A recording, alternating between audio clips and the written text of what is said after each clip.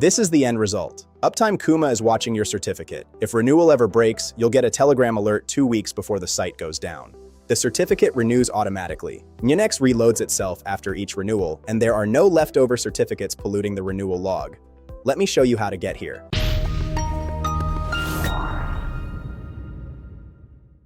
A Let's Encrypt certificate is valid for 90 days today, and that's dropping to 64 days in 2027 and 45 in 2028. That's not a problem, as long as renewal works on its own. But if it quietly breaks, you'll find out the hard way. One morning, your site will greet visitors with a connection error, and they might leave. Let's assume you already have a certificate issued, whether from our previous video or any other way. In this part, we'll finish the job. We'll make sure the certificate renews automatically, verify that it actually works, clean up any leftover certificates, handle the wildcard renewal problem specifically, and set up notifications so you know about issues in advance, not after the site is already down. Let's get started with our step-by-step guide right now. Here's the good news. When you installed Certbot, automatic renewal was already configured. Certbot added a system timer that runs twice a day, checks all your certificates, and renews any that are approaching expiry. Let's take a look at it. Run the command on screen. There it is, the Certbot timer with the time of its next run. One important detail, renewal doesn't start on the last day. It begins early, when about 30 days remain before expiry. That gives the system a full month of buffer for retries if something goes wrong. So even if one run fails, you have plenty of time to notice and fix it. You don't need to configure a cron job manually. Certbot handles all of this. Our job isn't to set up renewal, it's to verify that it's working. And here's the key idea of this entire video. Should work isn't good enough for something that can take your site down. Renewal needs to be tested, and tested without waiting for the certificate to actually be due for renewal. For that, there's a rehearsal, a full renewal run against Let's Encrypt's test environment, without issuing a real certificate and without consuming your production rate limits. Run the command on screen. One caveat worth knowing. A dry run doesn't execute deploy hooks by default. It proves the certificate can be reissued, not that your service will reload afterwards. We'll come back to that. After it runs, scroll to the summary at the bottom. Certbot laid everything out clearly. 1 certificate renewed successfully, 2 failed. Let's go through each one. The first failure, scas.space-0001. Error, failed to bind TCP port 80, already in use by another process. This is the certificate we issued in standalone mode in the previous video. Standalone mode spins up its own temporary web server on port 80, but Nginx is already running there. That's the conflict. The second failure, scas.space-0002. Error, manual plugin requires a manual auth hook script. This is our wildcard certificate, which we confirmed manually by adding a TXT record. When auto-renewal runs, there's no person available to log into the DNS panel and create a new record, so it fails. The main certificate, scas.space, the one we issued through the Nginx plugin covering the bare domain and www, renews cleanly without a single error. This is the one actually serving the site. So the picture is 1 working certificate and 2 leftovers from our experiments with different issuance methods. They're not breaking anything right now, but they'll fail at every auto-renewal from here on. We'll clean those up in a moment. There's a second useful command that shows all your certificates, which domains they cover, and when they expire. Run the command on screen. It prints the name of each certificate, the domains it includes, the expiry date, and the paths to the files. Now let's deal with the certificates we don't need. This situation is actually very common, and most tutorials skip over it entirely. You run the renewal check and find that some certificates renew fine while others fail with errors. Here's where this comes from. When you're learning Certbot, you almost certainly try issuing a certificate in different ways. First with the Nginx plugin, then in standalone mode, then maybe a wildcard with manual DNS verification. And Certbot creates a separate certificate for each method. The result? You end up with example.com, example.com-0001, example.com-0002, and so on. Usually only one of them is actually in use. The rest are dead weight. They'll fail at every single auto-renewal run from now on, and nothing will tell you. Let's Encrypt used to email you when a certificate was about to expire, but that service was shut down in June 2025. A failed renewal is now completely silent. It lives in a log file nobody reads, which is exactly why we'll add monitoring at the end of this video. So let's clean up. Run Certbot certificates again to identify which certificate is the working one and which are experiments. In our case, the extras are scas.space-0001 and scas.space-0002. Delete them with the commands on screen. The unnecessary certificates are gone. Run the dry run again. Now everything succeeds. 1 certificate, and it renews cleanly. The rule is simple. If you experimented with different issuance methods, clean up the extras when you're done.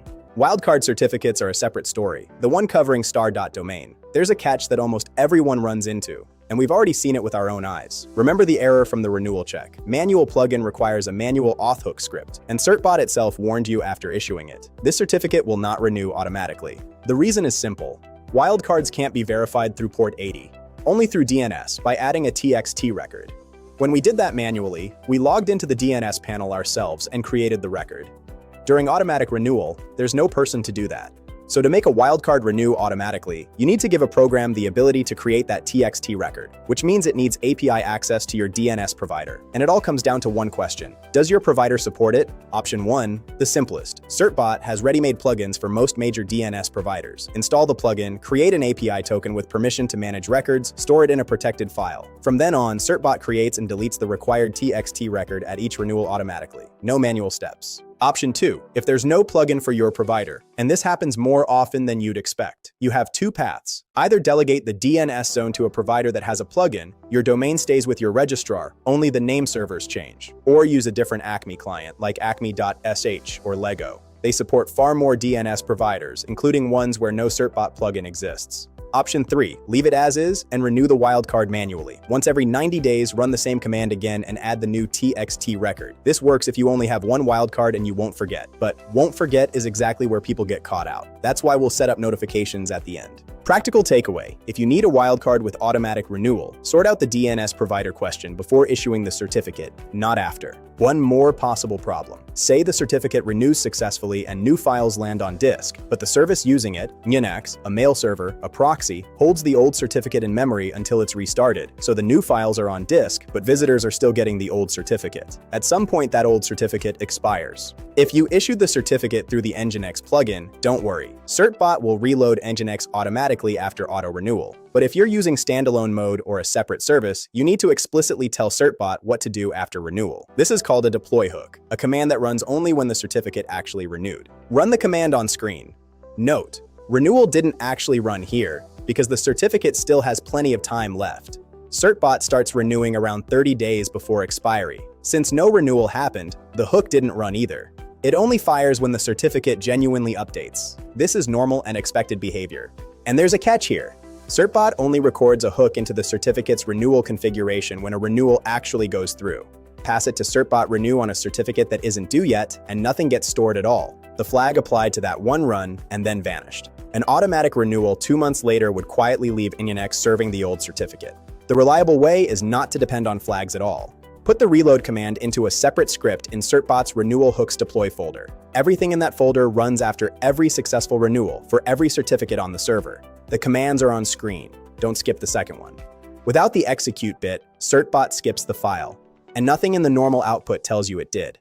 And keep in mind, a script in that folder never appears in the renewal configuration file. That one you check by listing the folder. Since this is a test server and we don't need to worry about the certificate's validity period, we'll force a renewal now with the command on screen. The ~force renewal flag renews immediately without waiting for the expiry window. That way the hook fires and we can see it working. Keep in mind this uses up your Let's Encrypt rate limit for duplicate certificates. For a routine check, you don't need it. Certbot renew ~run-deploy-hooks runs the hooks against the staging server without spending a real issuance. We're forcing it here purely so you can watch it happen.